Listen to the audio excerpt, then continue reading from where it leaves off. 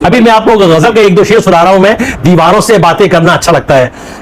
दीवारों से बातें करना अच्छा लगता है, हम भी पागल हो जाएंगे ऐसा लगता है। दीवारों से बातें करना अच्छा लगता है। इमरान भाई, इस बस्ती में कौन हमारे आंसू पहुंचेगा,